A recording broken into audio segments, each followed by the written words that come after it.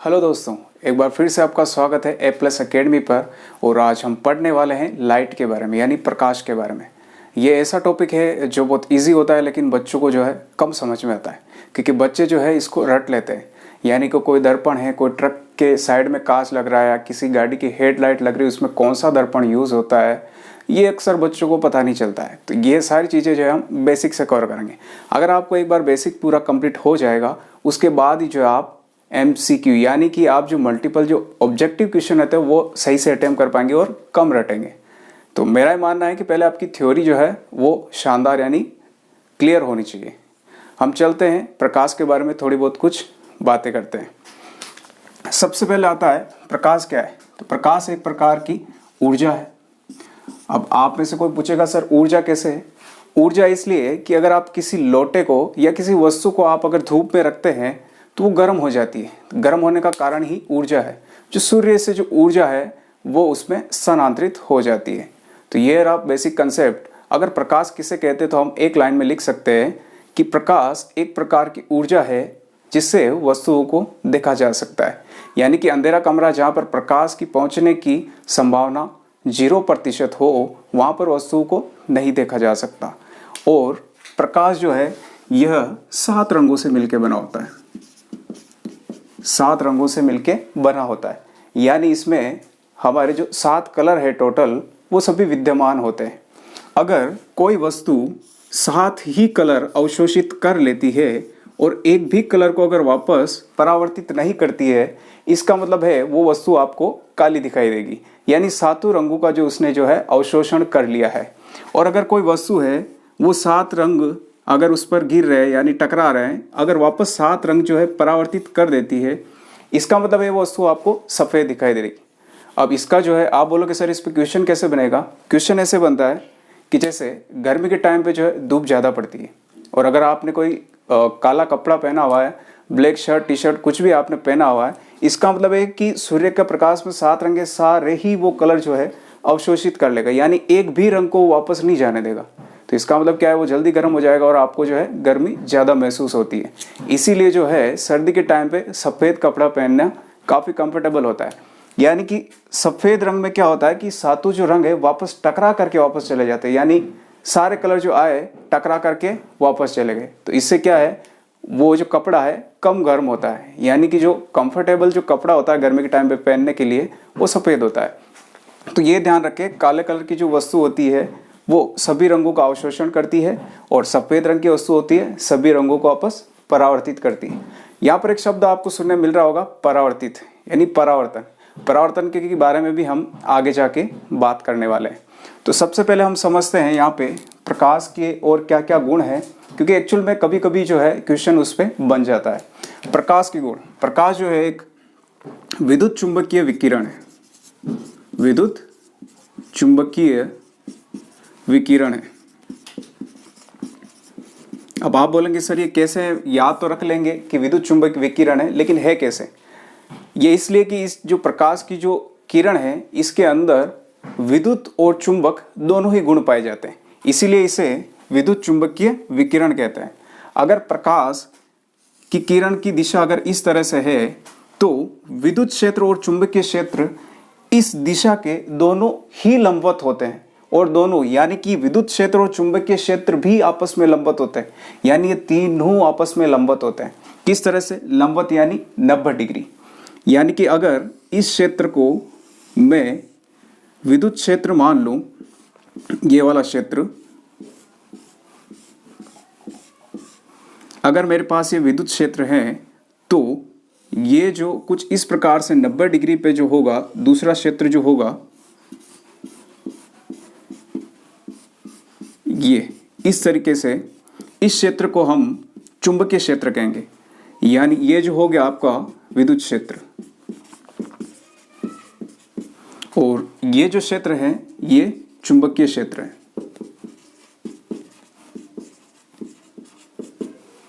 ठीक है। और ये जो है आपके प्रकाश के किरण की गमन की दिशा है। यानी अगर प्रकाश ऐसे जा रहा है तो विद्युत चुंबकीय क्षेत्र आपका कुछ इस प्रकार से होगा और चुंबकीय क्षेत्र आपका इस प्रकार से होगा। तो विद्युत क्षेत्र और चुंबकीय क्षेत्र ये दोनों एक दूसरे के लंबवत होते हैं, और ये जो है प्रकाश की जो गति होती किरण की उसके लंबवत होते हैं, यानी ये तीनों जो है एक दूसरे के लंबवत होते हैं। तो प्रकाश की किरण के बारे में पूछ ले तो तुम्हें बताना है कि ये विद्युत चुंबकीय विकिरण है, क्योंकि ऑप्शन में आता है कि ये विद्युत किरण है या चुंबकीय किरण है या विद्युत चुंबकीय, इनमें से कोई नहीं, तो हमें इस पर टिक करना है।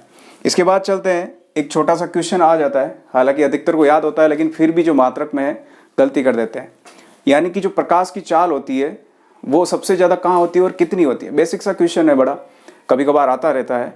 तो इसके बारे में बात करें तो प्रकाश की जो चाल होती है 3 × 10⁸ मीटर प्रति सेकंड होती है।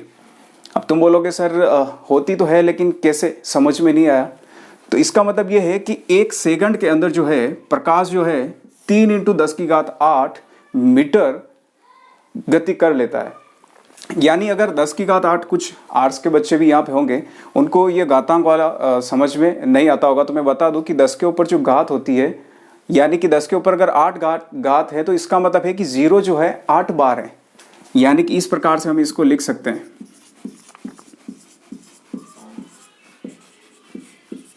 और अगर मुझे इस मीटर को किलोमीटर में बदलना है तो मैं बेसिक बात है कि 1000 का भाग दूंगा यहाँ पे। तो अगर मैं 1000 का भाग यहाँ पे देता हूँ तो 3 0 से 3 0 तो यहाँ चले जाएंगे, तो एक्चुअल में जो है ये यहाँ पे 3 लाख बचेगा। यानी कि 3 लाख किलोमीटर प्रति घंटा जो होती है प्रकाश की स्पीड होती है, यानी गति होती है। अब तुम्हें इसको शायद यकीन करना थोड़ा मुश्किल होगा, लेकिन यही है।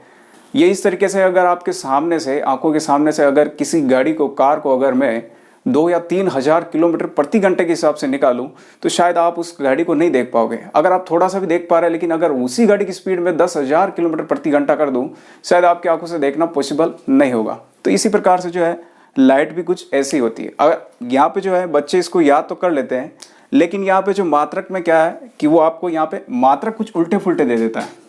यानी 3 × 10⁸ किलोमीटर प्रति सेकंड, या दे देगा 3 × 10⁶ मीटर प्रति सेकंड, फिर देगा आपको 3 × 10⁸ मीटर प्रति सेकंड, या फिर आपको दे देगा 3 × 10⁵ किलोमीटर प्रति आवर।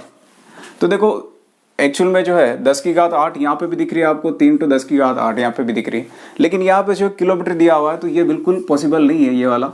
और अगर इसकी बात करें तो ये वाला इसका उत्तर होगा। अगर मैं यहाँ पे बात करूँ तो यहाँ पे जो है घात जो है सिर्फ 6 है, यानी कि ये कम हो गई 2 घात। और अगर हम यहाँ पे चलते हैं 3 × 10⁵ किलोमीटर प्रति घंटा, तो यहाँ पे जो है ये किलोमीटर प्रति आवर आ गया, और हमें जो है यहाँ पर प्रति सेकंड में दिया हुआ है। तो इस प्रकार से जो है थोड़ा बहुत इसके बारे में आप ध्यान रखें। और इसका जो सारे नोट्स हैं मैं आपको एक सही किसी नोटबुक में लिखवा के आपको शेयर कर दूंगा। उसका लिंक जो है आपको इसके नीचे, वीडियो के नीचे आपको मिल जाएगा। तो आप निश्चिंत रहे, आप सिर्फ अपने कंसेप्ट जो है इसे क्लियर करें। और प्रकाश की जो चाल होती है सबसे ज़्यादा वो निर्वात में होती है। अब तुम बोलोगे सर निर्वात क्या है? निर्वात एक ऐसी जगह है जहाँ पर कोई भी गैस या कुछ भी नहीं पाया जाता है, यानी बिल्कुल खाली होता है।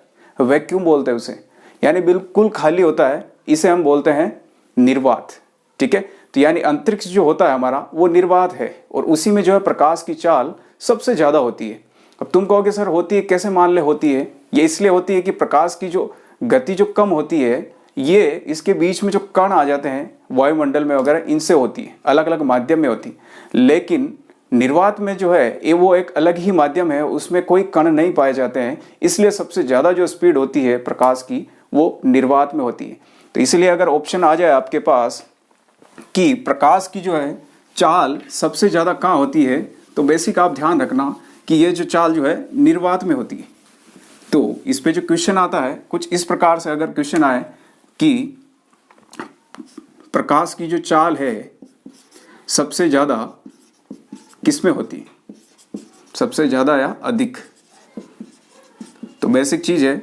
अगर आपको पहला ऑप्शन मिलता है कि पानी, दूसरा मिलता है हवा, और तीसरा ऑप्शन अगर आपका है कांच, और चौथा आपका है निर्वात, है ना। तो बिना सोचे समझे जो है हम इस पे निर्वात पे टिक करेंगे, क्योंकि निर्वात ही एक ऐसी चीज़ है जहाँ पर जो है प्रकाश की चाल सबसे ज़्यादा होती है। और प्रकाश के बारे में ये तो रही बेसिक सी बात है, और कुछ जो बातें हैं जैसे परावर्तन हो गया, अपवर्तन हो गया, इसके दर्पण हो गए, उत्तल दर्पण, अवतल दर्पण, लेंस, आवर्धन क्षमता, ये सारे छोटे छोटे लेंस क्षमता, इनके कुछ फॉर्मूले हैं छोटे और कुछ कंसेप्ट है, उसको जो हम अगले वीडियो में पढ़ेंगे। इसी के साथ मिलते हम हमारे अगले वीडियो में। और हाँ, चैनल को अभी तक सब्सक्राइब नहीं किया है तो प्लीज़ सब्सक्राइब करें।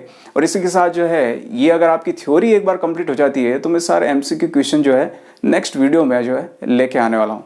तो इसी के साथ मिलते हैं नए वीडियो में। Thank you.